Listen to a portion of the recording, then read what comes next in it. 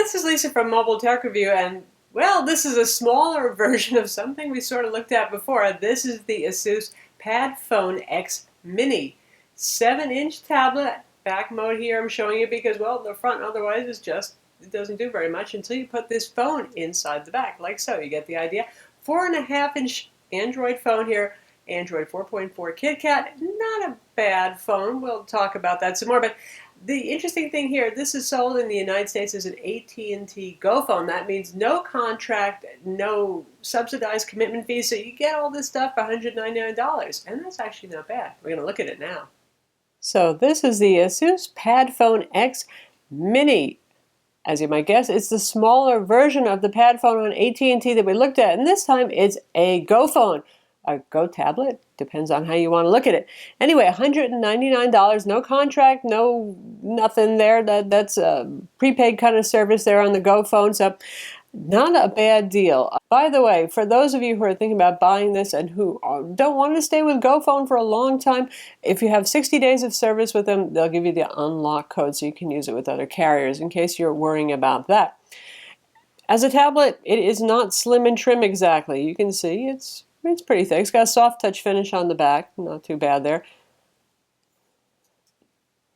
And part of that is because, well, it has its own 2200 milliamp battery, the tablet section, and because it has to have a housing for the phone. There's our 4.5-inch ASUS phone nestled inside. All you do is slide the phone inside, and it takes a minute or so, and then it turns into a tablet. Kind of neat there. Speaker grill on the back. On this side over here, we have our volume controls, our power button, and there's our micro USB 2.0 port for charging, and also you could use it for data transfer as well. So how's charging work? You're already wondering, I bet. 2060 milliamp battery in the phone, 2200 milliamp battery in the tablet. You can just plug in the tablet. It will charge both. Basically, it charges the tablet, and then the tablet will charge the phone. Alternatively, if you just want to charge the phone, just take the phone out. Just slides out pretty easy there. Goes right into display mode right away, and you can just plug it in there too. The phone itself is also pretty chunky. Now, 4.5-inch means it's pretty small in the hand. It's got a smaller footprint than an iPhone, but it is, well, fairly thick. The back is removable. That usually contributes to some chunkiness there, and you can yank it off and you have access to the battery and to the microSD card slot and micro SIM card slot, and there's a little pull point right here.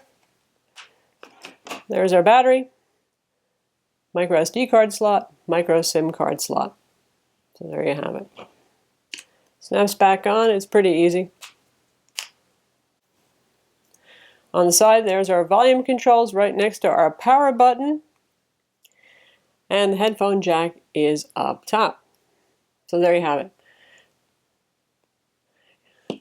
As a phone, we have Android 4.4 here with what ASUS calls their ZenUI. It's a fairly light customization of Android. It really doesn't get in the way of performance at all. You've got quick switching between downloaded apps, frequently used apps.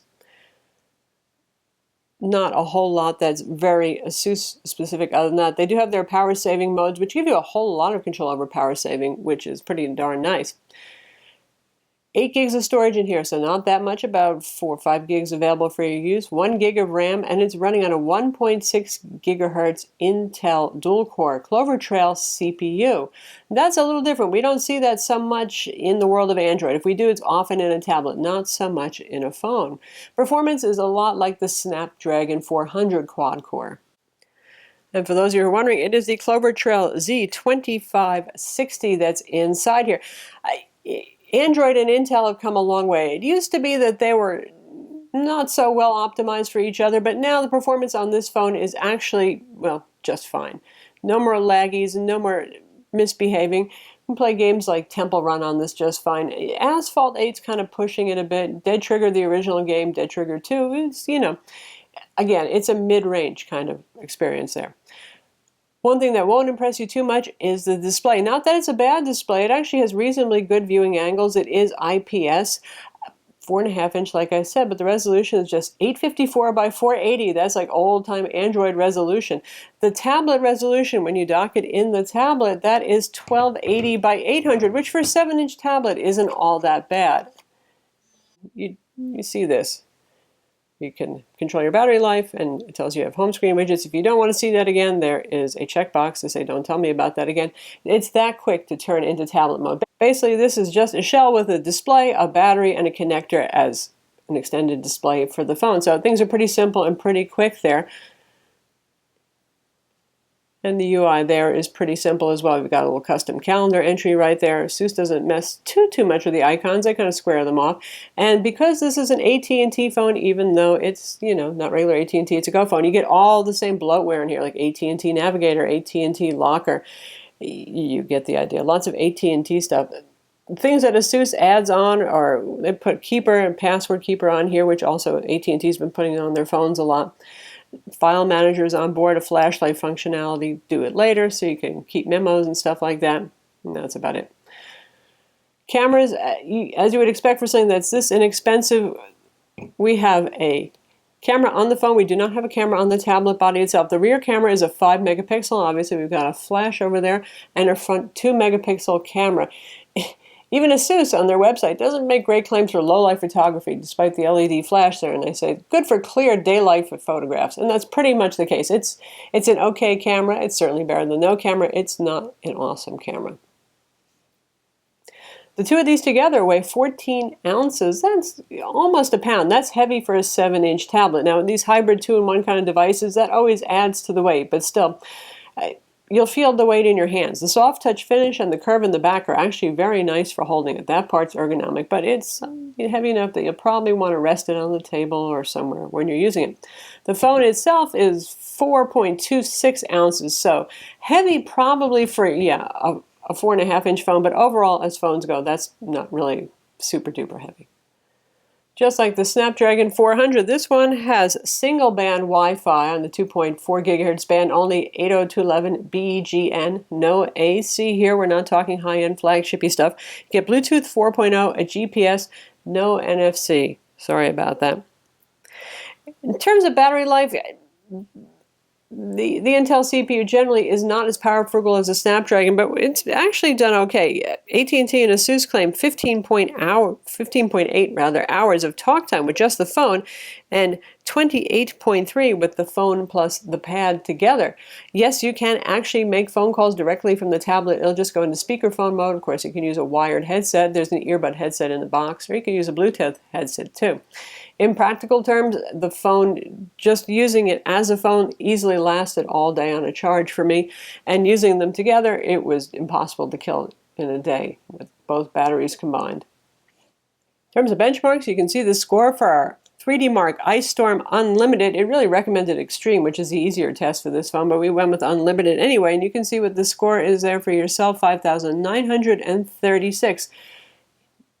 Not the best that we've seen, certainly. Again, mid-rangey at best.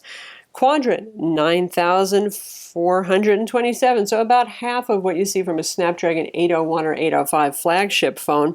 Antutu, 24,225. It did a little better there, relatively speaking, where the best phones will score around 40,000. SunSpider JavaScript test, it has both the WebKit, standard old Android web browser, and Chrome. We use the WebKit browser because it generally does better actually on SunSpider JavaScript test, and it scored 1,023, which may not lead the pack like the fastest flagships, but it's actually a little faster than the OnePlus One that we reviewed just the other day with the Snapdragon 801 on it. So pretty good optimization for speed there on JavaScript testing. So how about games performance and how this screen looks when you're playing games? Color is actually pretty nice on this, in contrast too. Again, I really don't mind the display much on the tablet section. How does it work when you download stuff from Google Play? Well, it still knows it's a phone, Google Play does, so you're going to get the phone version of games, really with something like Temple Run 2.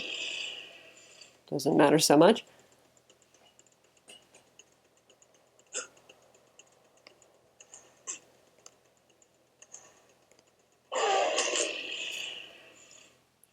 Didn't make it that time, but you get the idea. It runs absolutely just fine. It looks pretty nice, and the speaker on this is actually pretty ample.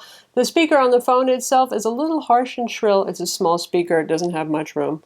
And there you see what happens if the battery is getting low. It actually means the battery is getting low in the tablet section right now it's talking about, so it's warning that things might not go so well. But the phone has plenty of charge, so you can actually go right on, and if you want to keep playing your game, you can, as long as the phone has battery. That's really what's important here. The battery inside the tablet's only to augment it.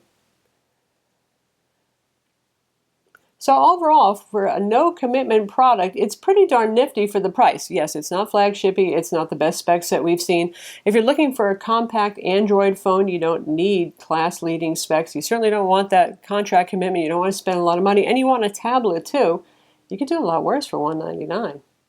So that's the ASUS PadFone X Mini. It's available now on AT&T, like I said, as a GoPhone. A lot of retailers carry it too, like Fry's, Micro Center, Amazon.